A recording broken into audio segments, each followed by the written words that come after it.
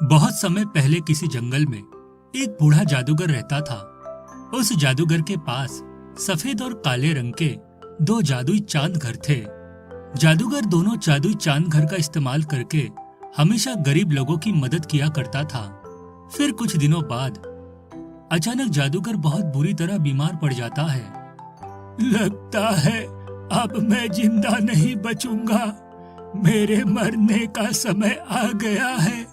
देखो, मेरे मरने के बाद तुम दोनों इसी तरह गरीब और लाचार लोगों की मदद करते रहना। इतना कहकर जादूगर दम तोड़ देता है। जादूगर के मरने के बाद सफेद चांद को बहुत दुख होता है, लेकिन काला चांद खुशी से नाचने लगता है। देखो, हमारे मालिक का हुक्म याद रखना, हमें हमेशा गरीब लोगों की सहायता करनी है। ये बुढ़ा मर गया, इस बात की मुझे बहुत खुशी है। आज से मैं दूसरों को परेशान करूंगा, इसमें मुझे बहुत मजा आएगा। फिर अगले दिन दो गरीब औरतें उन दोनों से मदद मांगने आती है।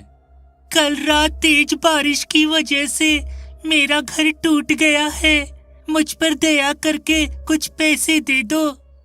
हाँ, मुझे भी पैसे दे दो ताकि मैं अपना टूटा हुआ घर ठीक कर सकूं। देखो बहनों, मैं तो सिर्फ अनाज प्रकट करने की शक्ति रखता हूँ, लेकिन ये काला चांद घर जितने चाहे उतने पैसे प्रकट कर सकता है। हाँ, इसने बिल्कुल सही कहा। मैं ढेर सारे पैसे प्रकट कर सकता हूँ, लेकिन मेरी एक शर्त है, तुम दोनों को आपस में लड़ाई करनी होगी। जो औरत जीतेगी मैं उसे माला माल कर दूंगा। दोनों औरतों के सामने कोई रास्ता नहीं था, इसलिए वह दोनों काले चांद को खुश करने के लिए आपस में लड़ाई करने लगती है। मेरे बाल, वही माँ मर गई रे, मेरी टांग टूट गई, मुझे बहुत दर्द हो रहा है। दोनों औरतों को लड़ते देख काला चांद घर बहुत खुश होता है। देखो, ये सब गलत बात है, तुम इन मासूम औरतों की मजबूरी का फायदा उठा रहे हो। मैं बहुत बुरा बन गया हूँ, बुरे काम करके मुझे बहुत खुशी मिलती है, इसलिए तू अपनी बकवास बंद कर और मुझे लड़ाई का मजा लेने दे। देखते ही देखते दोनों औरतें बुरी तरह घायल होकर जमीन पर गिर पड़ती है। अरे, तुम दोनों तो घायल होकर गिर पड़ी, मुझे बिल्कुल मजा नहीं आया, इसलिए मैं तुम दोनों को पैसे नहीं दूंगा। चलो भागो यहाँ से। काले चांद की धोखेबाजी से दोनों औरतों को बहुत दुख होता है और वह दोनों रोते हुए वहां से जाने लगती है। लेकिन तभी सफेद चांद घर उन दोनों औरतों को दो अनाज की बोरियां दे देता है। फिर वह दोनों औरतें सफेद चांद घर का शुक्रिया अदा कर वहां से चली जाती है। इस तरह कुछ दिन बीत जाते हैं। फिर एक दिन एक बूढ़ा आदमी अपनी जवान लड़की को लेकर वहां आता है। सुनो, एक दुर्घटना में मेरी बेटी का पैर बुरी तरह घायल हो गया है, मैं इसका ऑपरेशन करवाकर इसे ठीक करना चाहता हूँ, वरना इसकी शादी टूट जाएगी। दया करके मुझे पैसे दे दो। सुन बुड्ढे, अगर तुझे पैसे चाहिए तो तुझे मेरे सामने डांस करके दिखाना होगा, उसके बाद मैं तुझे पैसे दूंगा। मजबूर होकर बूढ़ा वहां डांस करने लगता है, लेकिन थोड़ी ही देर में थकान के मारे वह गिरकर बेहोश हो जाता है। पिताजी, उठिए पिताजी, आपको क्या हो गया?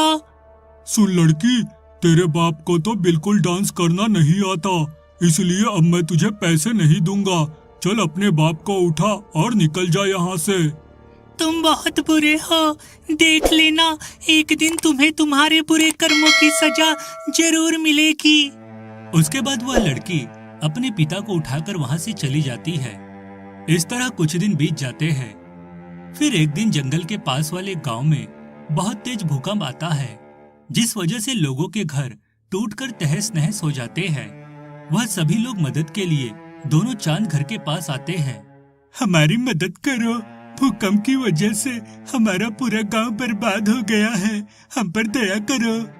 देखो, तुम सबको इस तरह रोते गिड़गिड़ाते देख मुझे बहुत मजा आ रहा है, इसलिए मैं तुम्हें पैसे नहीं दूंगा, बल्कि तुम लोगों की मजबूरी देखकर खूब हंसूंगा। ऐसा मत कहो, हम सब बहुत मुसीबत में हैं, ये देखो, हमारे छोटे छोटे बच्चे हैं, इन पर तो दया करो। बेकार की बातें करके मेरा दिमाग खराब मत करो, वरना अच्छा नहीं होगा। ये काला चांद बहुत बुरा है, ये कभी किसी की मदद नहीं करता। तुम सब बेकार में इससे बहस मत करो। देखो, मैं तुम्हें पैसे तो नहीं दे सकता, लेकिन हाँ, ढेर सारा अनाज दे सकता हूँ, जिसकी मदद से तुम सबकी भूख शांत हो जाएगी। उसके बाद सफेद चांद घर का दरवाजा खुल जाता है और सभी गांव वाले घर के अंदर जाकर ढेर सारी अनाज की बोरियां ले लेते हैं। उसके बाद सभी गांव वाले सफेद चांद को दुआ और काले चांद को बद्दुआ देकर वहां से चले जाते हैं। देखते ही देखते कुछ दिन बीत जाते हैं। फिर एक दिन उस जंगल में तेज तूफान आता है। तूफान इतना खतरनाक था कि वह दोनों चांद अपनी जगह से लुढ़कते हुए पहाड़ की चोटी पर जा पहुंचते हैं। दोनों चांद पूरी ताकत लगाकर अपने आप को बचाने की कोशिश करने लगते हैं। तभी वहां से गुजर रहे कुछ गांव वालों की नजर उन पर पड़ती है। अरे वो देखो, दोनों चांद घर खाई की तरफ गिरने वाले हैं, हमें उन्हें बचाना होगा। सभी लोग उन दोनों को बचाने पहुंच जाते हैं। देखो, ये सफेद चांद घर बहुत अच्छा है, ये हमेशा दूसरों की मदद करता है, इसलिए हम सिर्फ इसे बचाएंगे। उसके बाद सभी लोग सफेद चांद घर पर रस्सी बांधकर उसे खींचते हुए पहाड़ी की चोटी से दूर ले जाते हैं। अरे तुम सबने उसे तो बचा लिया, अब मुझे भी बचाओ, वरना मैं खाई में गिर जाऊंगा। तू बहुत बुरा और दुष्ट चांद है, तूने हमेशा दूसरों की मजबूरी का फायदा उठाया है, इसलिए हम तुझे नहीं बचाने वाले। फिर सभी गांव वाले उस काले चांद को धक्का देकर खाई में गिरा देते हैं। हाय, मर गया रे, कोई बचाओ मुझे।